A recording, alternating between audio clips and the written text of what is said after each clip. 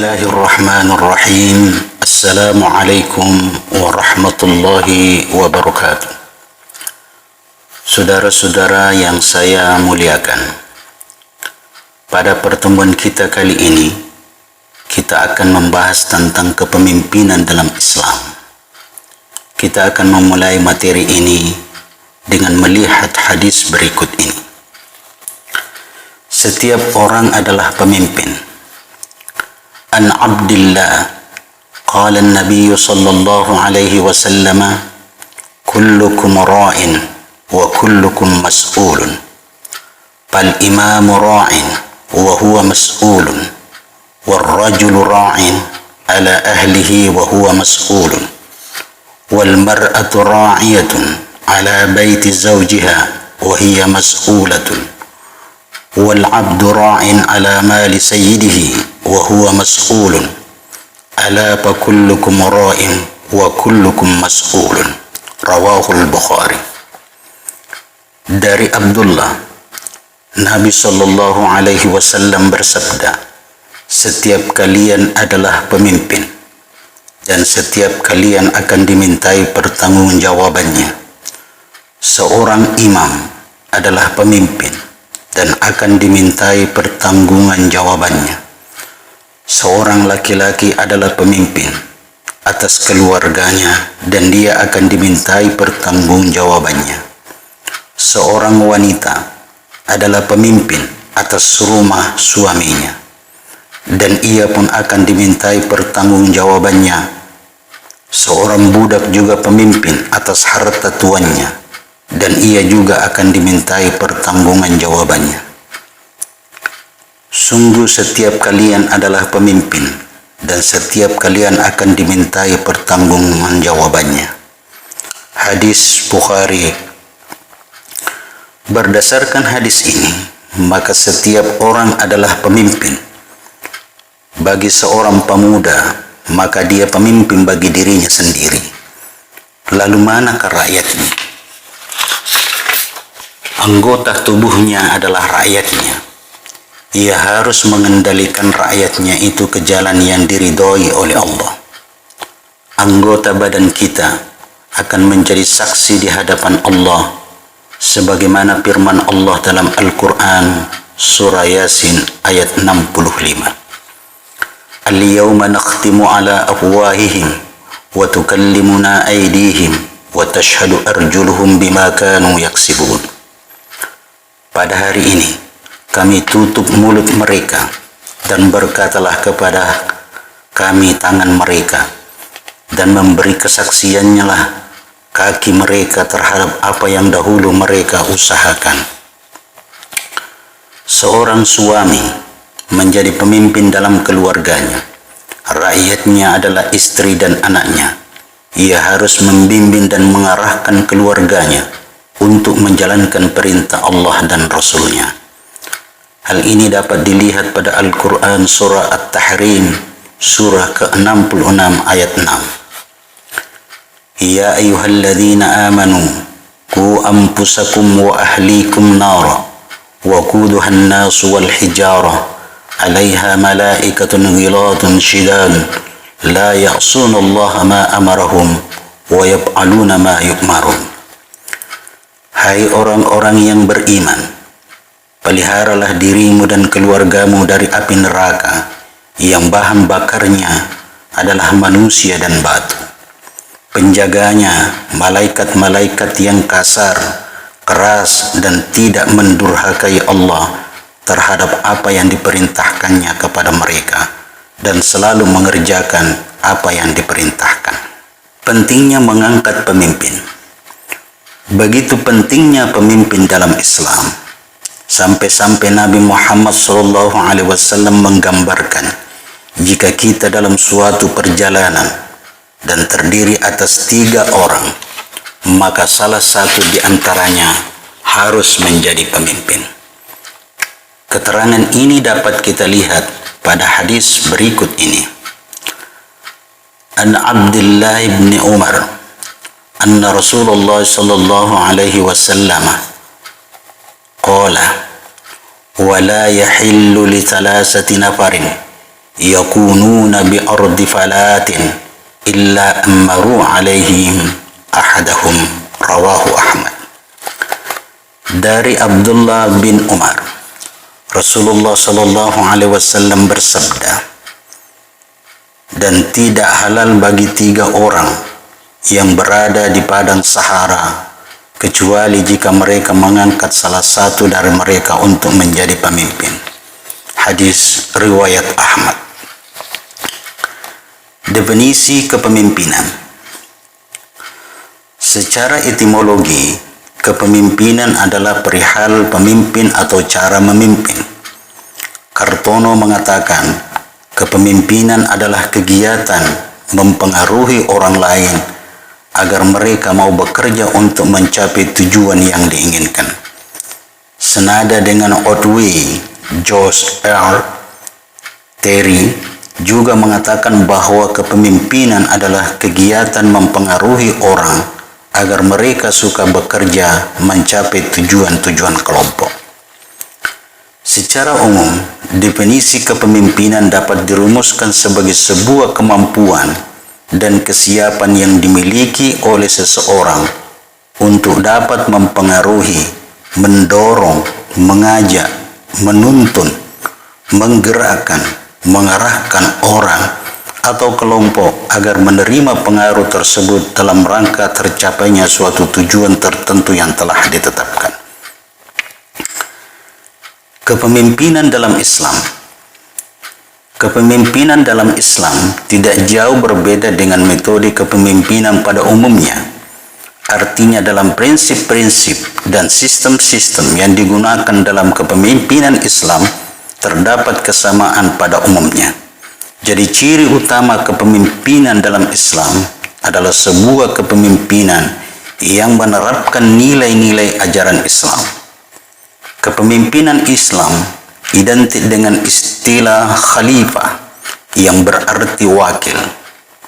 Pemakaian kata khalifah setelah Rasulullah sallallahu alaihi wasallam sama artinya yang terkandung dalam perkataan amir atau penguasa.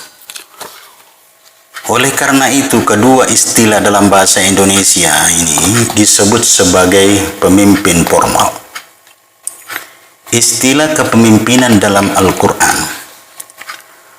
Al-Quran menggunakan beberapa istilah yang berkaitan dengan kepemimpinan, yaitu 1. Khilafah. Khilafah adalah sebuah sistem kepemimpinan yang pernah dirumuskan dan diaplikasikan pada masa Islam klasik. Pemimpin disebut khalifah. Para ulama masa lalu telah mencoba memahami dan memformulasikan konsep khilafah sebagaimana yang termaktub dalam Al-Quran tentang kehidupan bermasyarakat, berpolitik, dan berbangsa. Istilah khilafah tersebut dapat ditemukan pada Al-Quran surah Al-Baqarah surah kedua ayat 30. Wa idza qala rabbuka lil malaikati inni ja'ilun fil ardi khalifah qalu ataj'alu fiha man yufsidu fiha wa yasfiku ad-dima wa nahnu nusabbihu bihamdika wa nuqaddisu lak qala inni a'lamu ma la ta'lamun.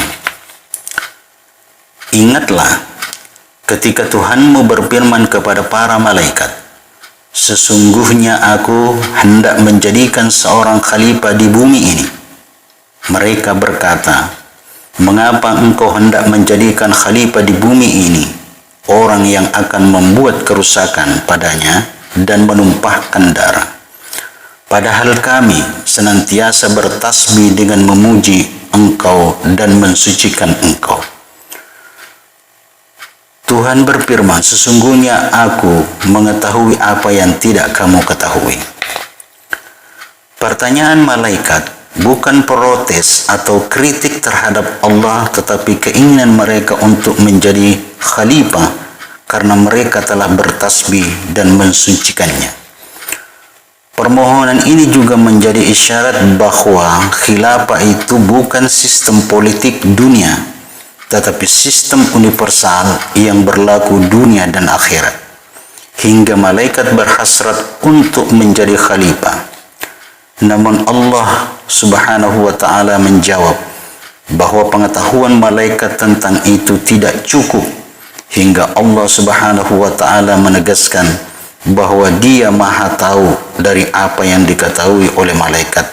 Dari sini dapat dipahami bahwa makna khilafah bersifat universal. Istilah kedua, wilayah. Wilayah artinya kepemimpinan. Orang yang memimpin disebut wali. Secara umum, pemimpin umat adalah Allah Ta'ala, Rasulullah Sallallahu Alaihi Wasallam, dan orang-orang beriman. Istilah wilayah tersebut dapat ditemukan pada Al-Quran surah Al-Ma'idah surah kelima ayat 55.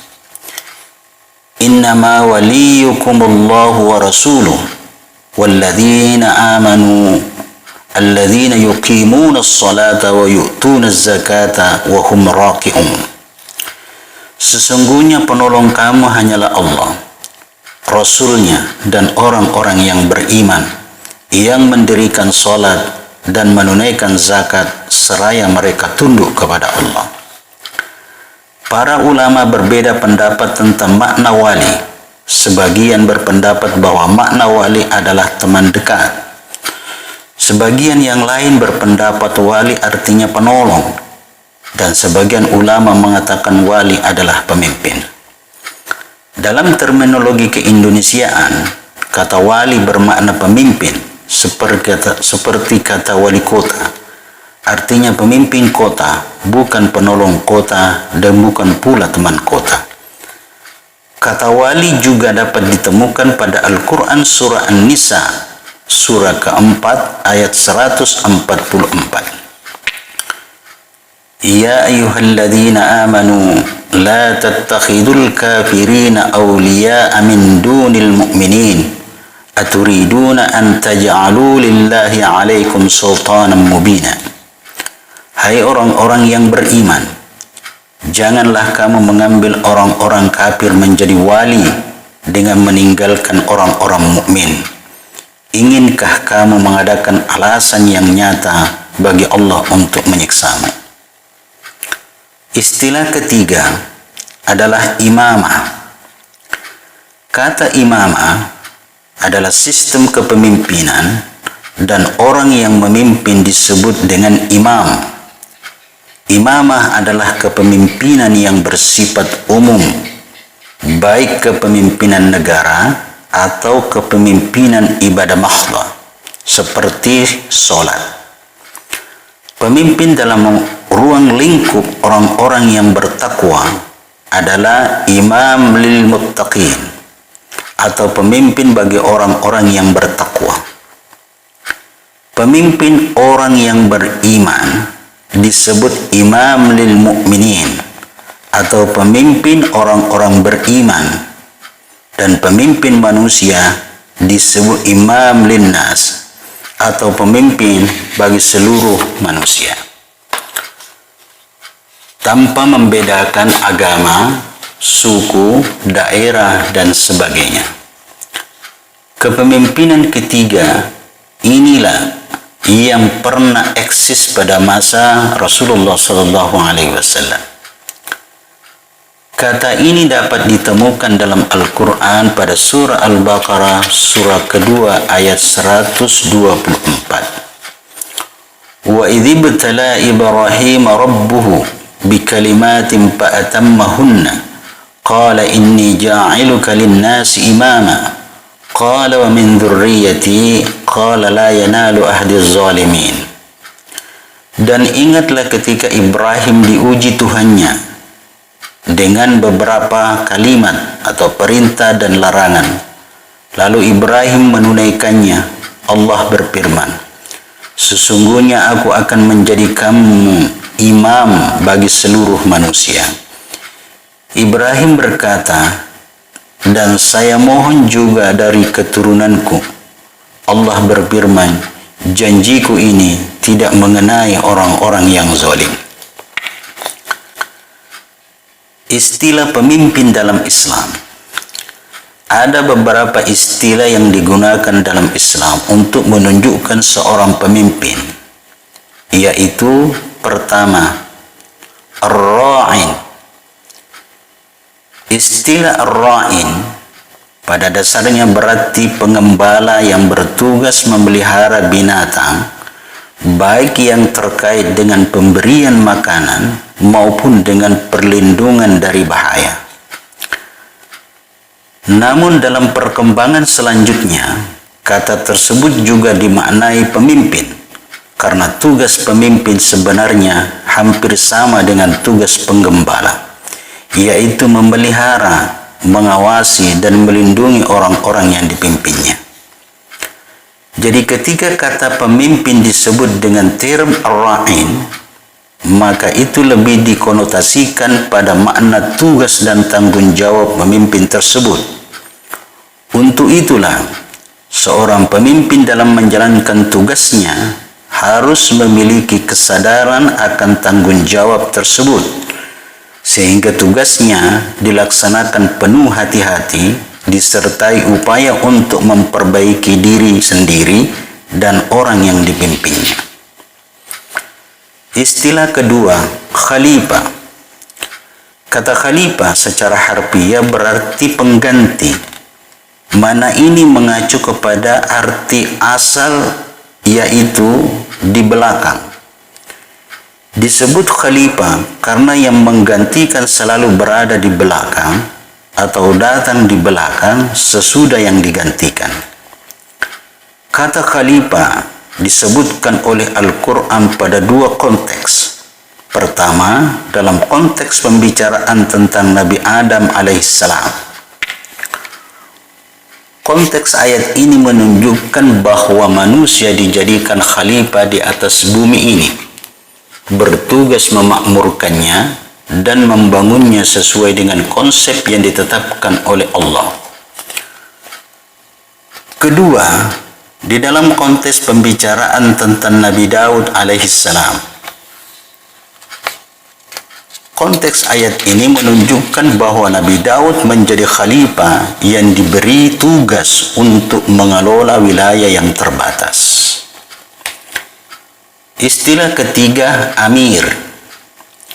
Kata amir merupakan bentuk isim fa'il dari akar kata amara, yang berarti memerintahkan atau menguasai.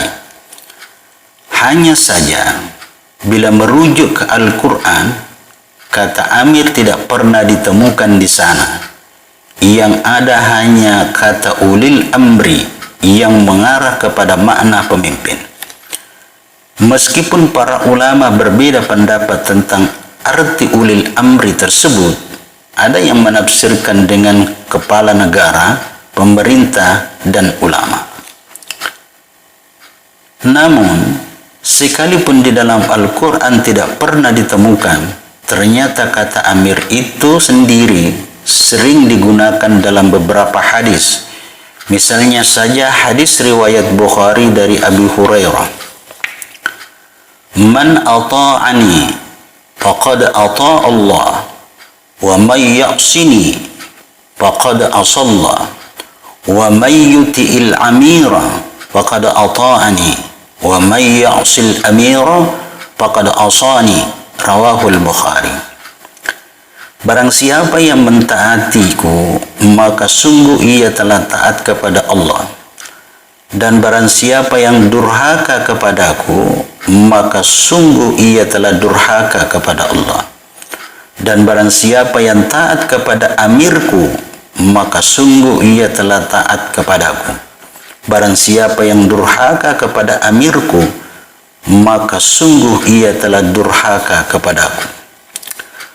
Berdasarkan hadis ini, term umara atau amir dan ulil amri berkonotasi sama, yaitu mereka yang mempunyai urusan dalam kepemimpinan karena memegang kendali masyarakatnya. Jadi dalam fikih siasa dusturiyah atau ilmu tata negara, orang-orang tersebut adalah orang-orang yang memegang kekuasaan tertinggi dalam pemerintahan, dan atau mempunyai wewenang membuat undang-undang yang mengikat kepada seluruh umat di dalam hal-hal yang tidak diatur secara tegas oleh Al-Quran dan hadis. Istilah keempat, imam. Kata imam berarti setiap orang yang diikuti oleh suatu kaum, baik untuk menuju jalan yang lurus maupun untuk menuju jalan yang sesat. Kata imam ini juga digunakan dalam pemimpin sholat. Ini berarti bahwa kata imam mengandung makna spiritual yang berarti memiliki kedekatan dengan Allah. Jadi istilah imam lebih dikonotasikan sebagai orang yang menempati kedudukan, jabatan yang diadakan untuk mengganti tugas kenabian di dalam memelihara agama dan mengendalikan dunia. Sebagaimana firman Allah dalam Al-Quran surah Al-Isra surah ke-17 ayat 71, Yawma nad'u kullu unasin biimamihim faman utiya kitabahu biyaminihi faulaika yaqra'una kitabahum wa la yuzlamuna qatila. Ingatlah suatu hari yang di hari itu kami panggil setiap umat dengan pemimpinnya, dan barang siapa yang diberi kitab amalannya di tangan kanannya, maka mereka ini akan membaca kitab itu dan mereka tidak dianiaya sedikit pun. Kepemimpinan formal dan informal. Pengertian kepemimpinan dapat dilihat dari dua segi, yaitu pemimpin formal, yaitu orang yang secara resmi diangkat dalam jabatan kepemimpinannya, teratur dalam organisasi secara hierarki. Kepemimpinan formal ini disebut dengan istilah kepala. Contoh, kepemimpinan negara atau lembaga negara. Pemimpin informal, yaitu kepemimpinan ini tidak mempunyai dasar pengangkatan resmi, tidak nyata terlihat dalam hierarki kepemimpinan organisasi. Contoh pemimpin organisasi kemasyarakatan. Kriteria pemimpin menurut Islam. Dalam Islam, seorang yang menjadi pemimpin haruslah memenuhi persyaratan, yaitu pertama, adil. Kedua, memegang teguh hukum Allah. Tiga, sehat jasmani dan rohani. Empat, mempunyai kekuatan. Kekuatan yang dimaksud di sini adalah kemampuan dan kapasitas serta kecerdasan dalam menunaikan tugas-tugasnya. Berikutnya amanah, yaitu kejujuran dan kontrol yang baik. Adanya kepekaan nurani yang dengannya diukur hak-hak yang ada. Profesional, hendaknya ia menunaikan kewajiban-kewajibannya yang dibebankan padanya dengan tekun dan profesional. Tidak mengambil kesempatan dari posisi atau jabatan yang sedang didudukinya. Menempatkan orang-orang yang paling cocok dan pantas pada satu jabatan. Toleransi dan visioner. Peran pemimpin dalam Islam. Peran pemimpin dalam Islam adalah A. Pemimpin sebagai perencana.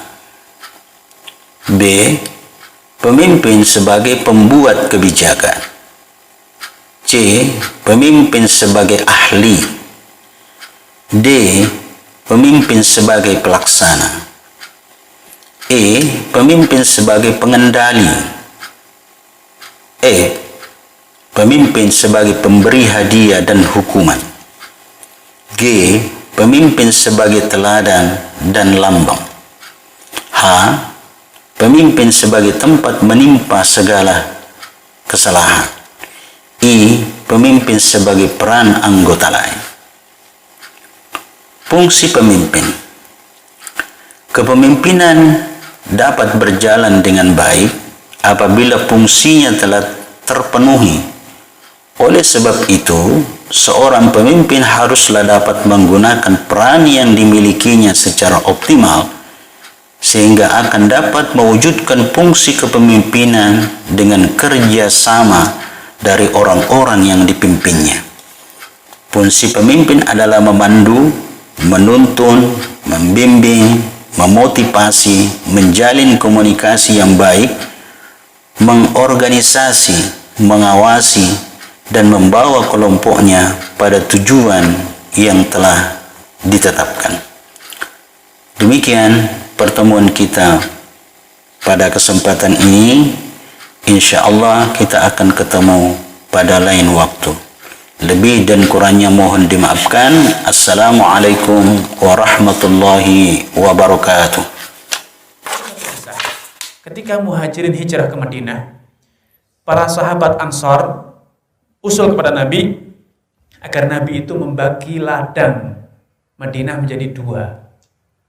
Separuh untuk Muhajirin, separuh untuk Ansar. Tapi Nabi tidak menyetujui. Kenapa? Penduduk Mekah, Muhajirin itu tidak punya skill untuk bercocok tanam. Mereka ini para pedagang. Kalau dikasih separuh ladang, selesai ladangnya itu. Besok tidak akan panen. Karena salah kelola. Maka Nabi mengatakan, tidak.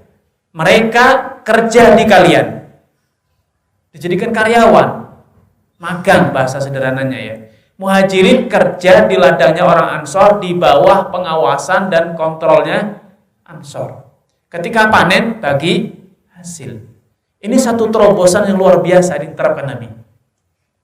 Ada sekitar 100 keluarga kakak yang hijrah dari Madinah, dari Mekah ke Madinah.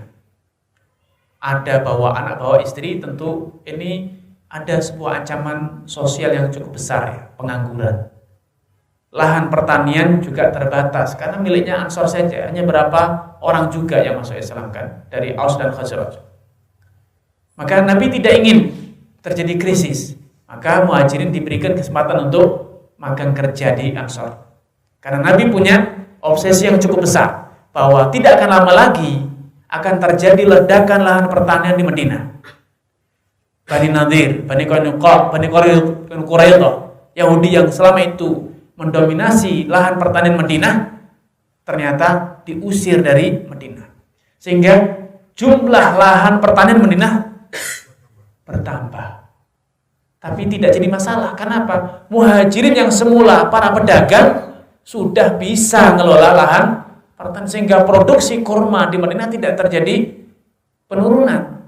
Karena lahan yang ditinggalkan Yahudi sudah bisa dikelola oleh orang Muhajirin. Nah ini penting ya, memberikan skill kepada saudara kita. Jangan hanya kalau ada saudara kita jatuh bisnisnya dikasih uang saja, seringkali tidak bisa bangkit. Tarik, rekrut, kasih kesempatan untuk belajar di kita. Seperti yang dilakukan oleh Nabi kepada Muhajirin dengan orang-orang Ansor, sehingga dia mendapatkan skill baru dan bisa mendapatkan hasil pendapatan yang bisa menolong selama dia dalam kondisi masih jatuh tersebut atau belum bangkit.